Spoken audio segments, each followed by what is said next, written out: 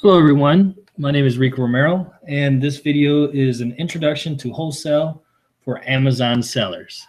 What I'm going to be talking about in this video is a little bit about myself, why I think Amazon sellers should buy wholesale, and the prerequisites of buying wholesale and dealing with wholesale vendors.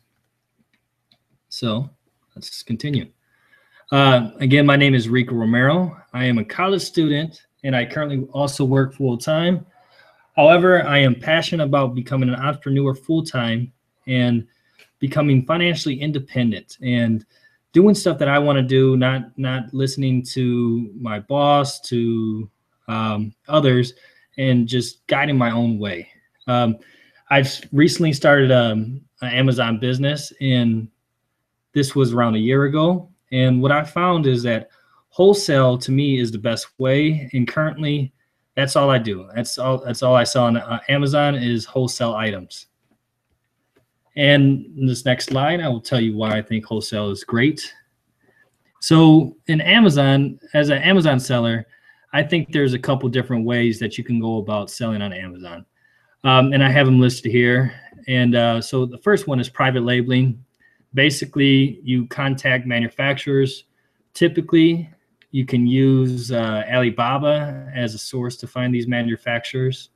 And so you're dealing with like typically Chinese companies, and it's risky because you're dealing with these foreign entities. And the most risky thing is that you're creating your own brand, right? So you're buying it from these vendors, you're slapping on your own brand, and basically you ship it to Amazon and you hope that it sells. There's no real hard information that tells you, yes, this product will sell.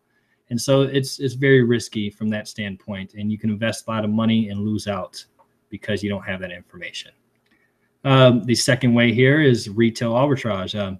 What I found is that many Amazon sellers use this business model inside their Amazon business. And it is an easy entrance. All you have to do is pretty much go to a Walmart, look inside the clearance section or thrift stores, as many of you may know. And if the products that are found at these different stores are good sellers, you basically buy them at these cheap prices, these clearance prices.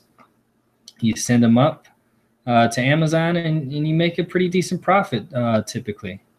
However, if another seller comes in and they have a real wholesale account, they can undercut you. And also a big turnoff to me is that it's not sustainable.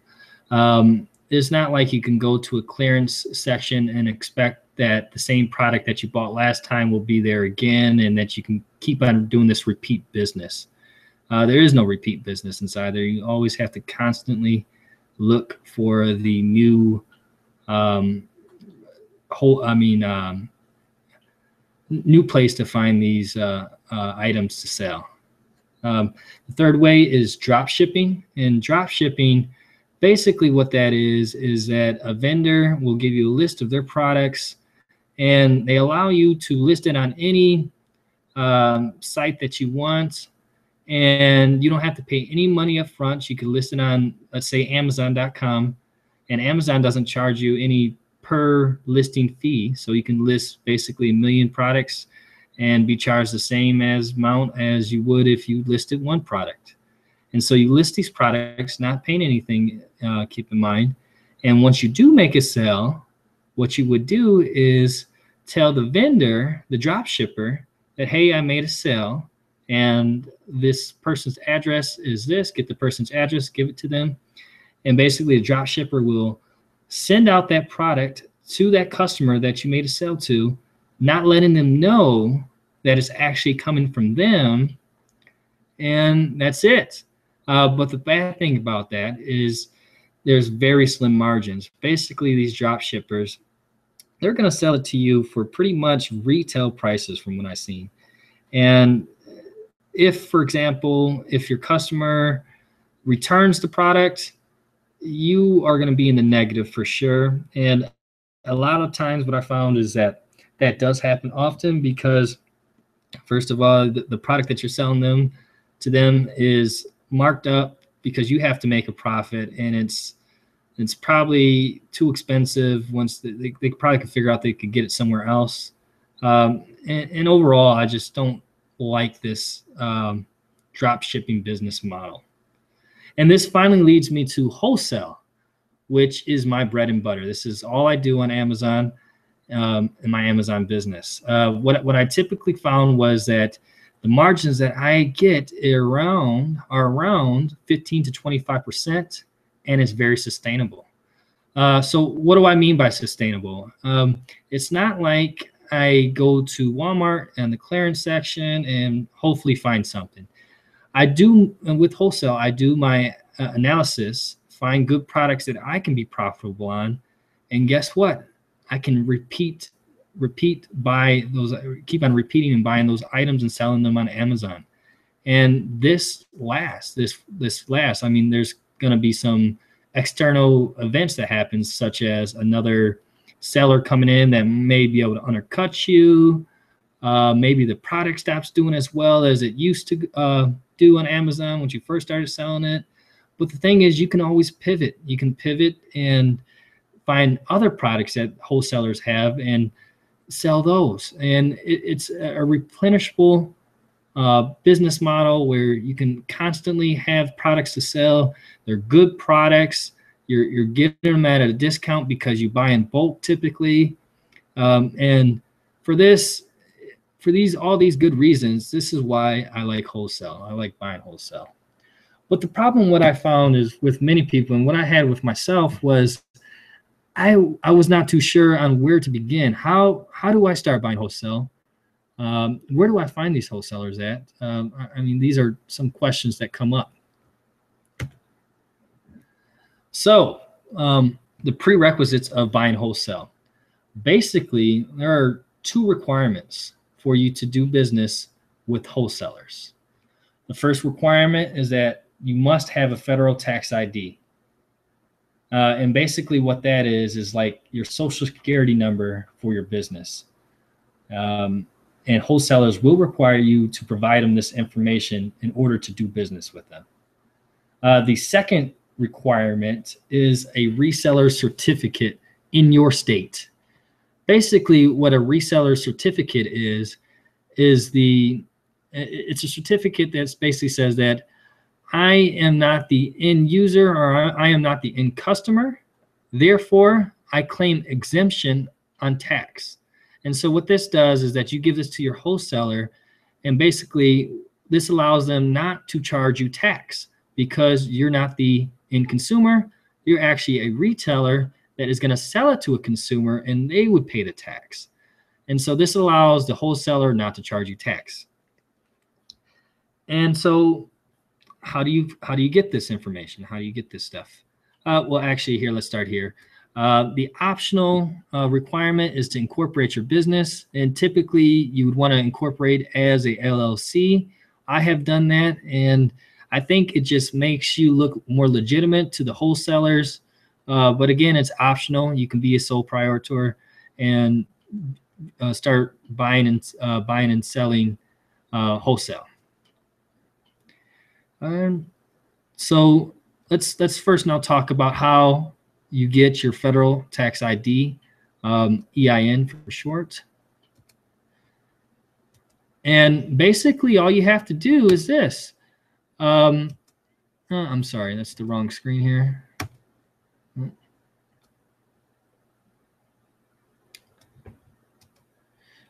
Well, let me just make a new tab here. How to obtain a federal tax ID. You just type that into Google. That's it. And if you scroll down, you'll see here that you'll find an irs.gov website, and that's what you want. You click inside this website, and basically it will give you some information here. You'll just click here, apply online. You apply online. Right now it's a little too late for it to actually process my request, but I've already done this. It's just gonna ask you some simple questions. Anybody can do it. You're gonna have to supply your social security number, I believe. And it's real simple, real easy. Now, there's going to be some companies that say, hey, we can do this for you, but I would not suggest to let a company do this for you because it's so easy for you to do, and they're going to typically charge you around $80 to do this, once literally you can come here, click on this link here, and walk through the questions, very simple questions, and do it yourself and save you $80, okay? And the next requirement that was stated here was a reseller certificate. And again, that's to exempt you from tax. And what you would do is you would type in how to obtain a resale certificate in the state, and whatever state you're in. I'm in here, I'm at Ohio, so I would say Ohio. And typically it's the very first link. You click inside here.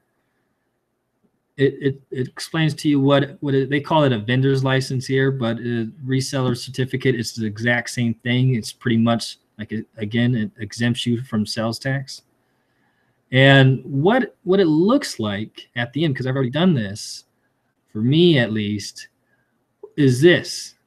Basically, you get they'll charge you inside the state of Ohio. They charge me $25, and they will give you this form. And with this form, basically, this is something that you're going to give to your wholesalers, the wholesalers that you're trying to do business with.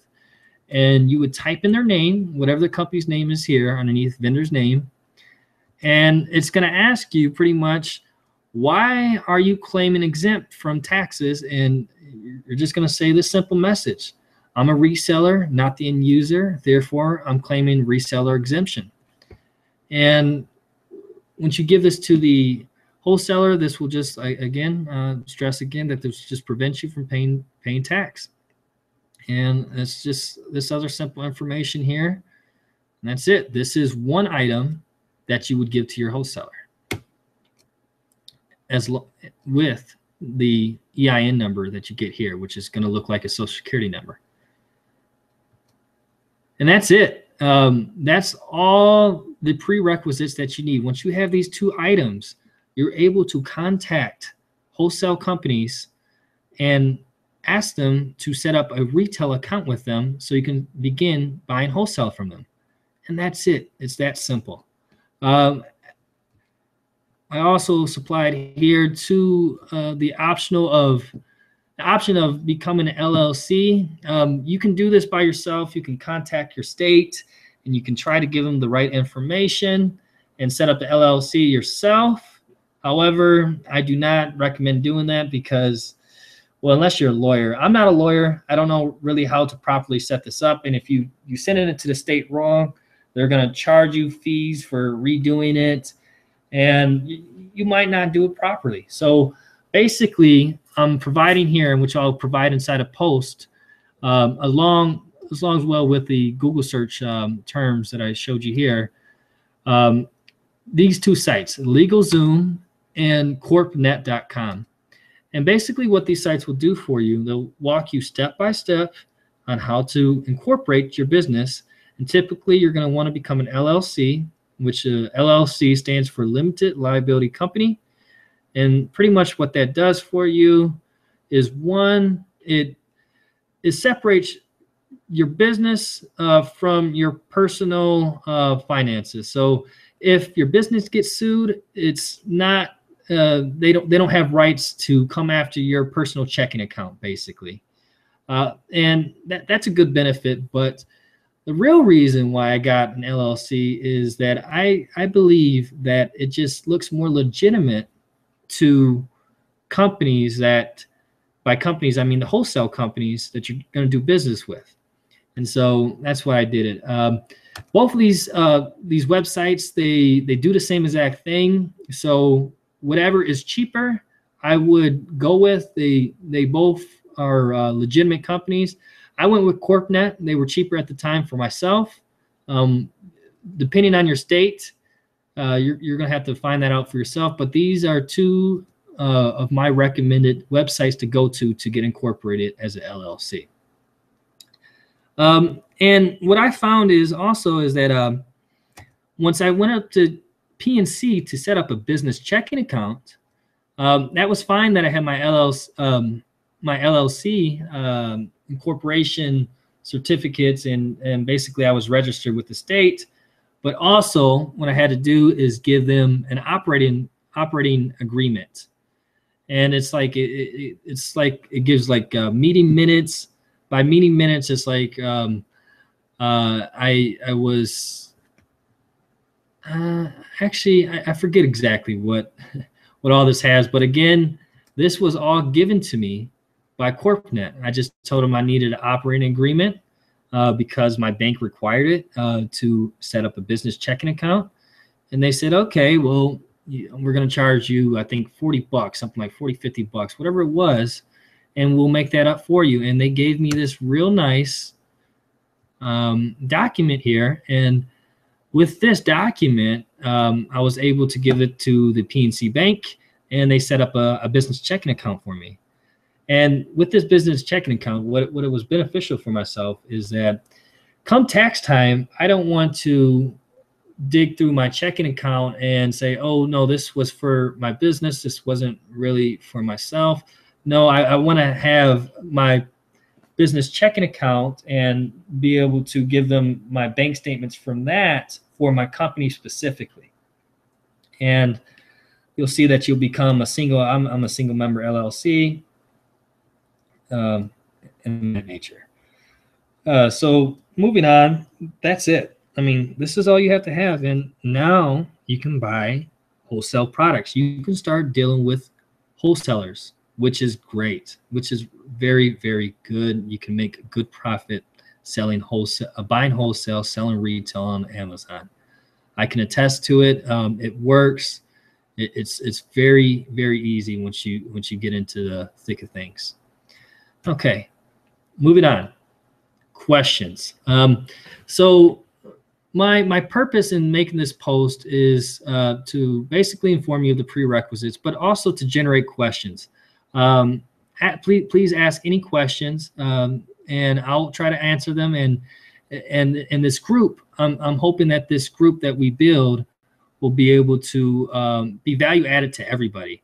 And hopefully you guys can answer some questions, make posts yourselves, and talk about buying and selling wholesale, and help everybody out. And so what I have down here is typically the first question. After you get your prerequisites done of having your federal tax ID and your reseller certificate, the next question that comes is, now that I have all these prerequisites of doing business with wholesalers, how do I find these wholesalers? Where do I get them at? So that is a very good question, and that is going to be a topic in my next video. So stay tuned, and I will be posting that shortly. And I hope you enjoyed this video. I hope it was useful, and I hope I can generate good conversations with everybody inside this group. Well, thank you. Have a good day.